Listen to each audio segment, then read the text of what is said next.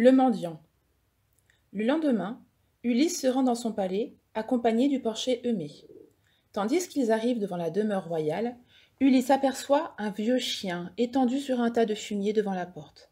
À sa vue, l'animal dresse la tête, remue la queue et baisse les deux oreilles, sans avoir la force pourtant de s'approcher de son maître qu'il a aussitôt reconnu. Ulysse se détourne pour essuyer une larme à l'insu d'Eumée. C'est son chien, c'est Argos qui l'a dressé lui-même avant de partir. Il est là, sans force. Il ne quitte pas son maître des yeux. On dirait qu'il sourit, lui qui l'a tant attendu. Ulysse se souvient des jours heureux. Il voudrait pouvoir s'approcher, le caresser. Son poil est si sale. Personne n'a pris soin de lui durant toutes ces années. Le cœur d'Ulysse se brise. Argos gémit alors doucement et pousse un dernier soupir avant de fermer les yeux à jamais. Ulysse est reçu par son fils dans la grande salle du palais. Télémaque lui fait porter à manger et l'invite à mendier auprès des prétendants. Ulysse traverse la salle, s'arrête ici et là, la main tendue, les yeux baissés, humblement. Quelques seigneurs lui donnent un morceau.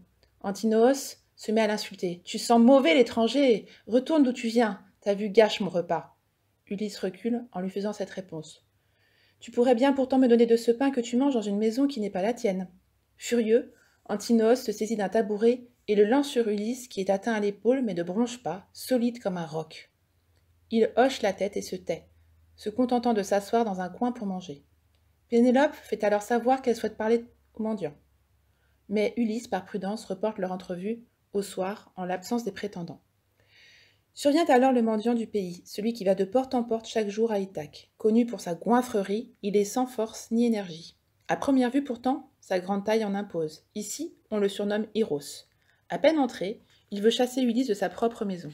« Sors d'ici, vieux, ou c'est par les pieds qu'on te fera sortir. Ne vois-tu pas qu'ils me font tous signe de te jeter dehors? Allons, debout, sinon nous en viendrons aux mains. » Ulysse le rusé lui jette un regard méprisant et lui dit « Malheureux, je ne fais ni ne dis rien de mal contre toi. Je n'empêche personne de te donner ce qu'il veut. Le seuil est assez large pour nous deux.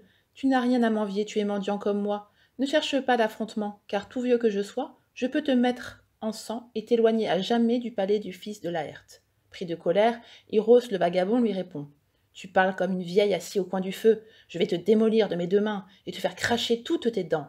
Allons, prépare-toi que tout le monde voie notre combat. » Ameutés par leurs cris, tous les prétendants se lèvent en riant et font cercle autour des deux pitoyables mendiants. Alors, Antinoos, amusé, leur dit « Vous voyez ces chefs qui grillent sur le feu, farcis de graisse et de sang?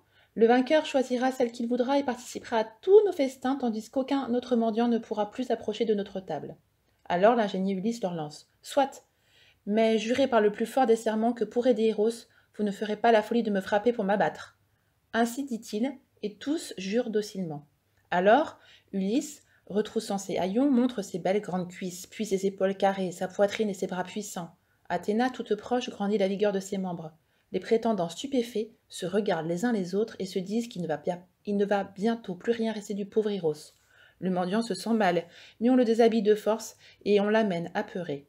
Il tremble de tout son corps. Le prenant à partie, Antinoos lui danse. « Vantard, il vaudrait mieux pour toi ne jamais être né plutôt que de trembler devant ce vieillard accablé par le malheur. Si c'est lui qui l'emporte, je t'envoie sur le continent chez le roi Échétos, le plus cruel des humains. Il te coupera le nez, les oreilles, et ton sexe tranché servira de repas aux chiens. » Ainsi dit-il. Mais Hyros continue de trembler. On le pousse au centre, les deux mendiants se mettent en garde. Ulysse se demande s'il va le frapper pour qu'il tombe raide mort ou s'il va le pousser à terre doucement. Il choisit de ne pas se trahir. Hyros le frappe à l'épaule droite, Ulysse l'atteint à la nuque sous l'oreille, les os craquent, et aussitôt, du sang coule de sa bouche. Il s'écroule dans la poussière, gémissant, grinçant des dents et frappant la terre du pied. Les prétendants, levant les bras en l'air, éclatent de rire. Ulysse le tire dehors par le pied jusqu'au porche. Il l'assoit, lui donne son bâton et lui dit « Reste là. Chasse loin de toi les chiens et les porcs et ne fais plus la loi aux mendiants et aux étrangers ou je double la dose. » Il dit, puis va se rasseoir sur le seuil. Les prétendants, en attendant le soir, se livrent au plaisir de la danse et du chant. Ils se divertissent encore quand le soir tombe. Aussitôt, on dresse dans la grande salle 3 torchères pour éclairer. On les charge de bois sec, on y ajoute des torches que les servantes d'Ulysse attisent tour à tour.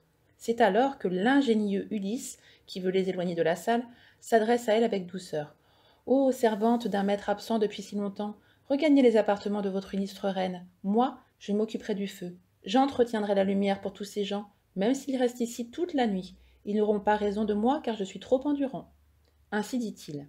Elles éclatent de rire en se jetant des coups d'œil, mais l'une d'elles l'insulte. Mélanto aux belles joues que Pénélope avait choyées et élevées comme son enfant. Mais elle n'éprouve aucune reconnaissance pour la reine. Elle aime Eurymaque et se donne à lui. Misérable étranger, tu dois avoir l'esprit de travers.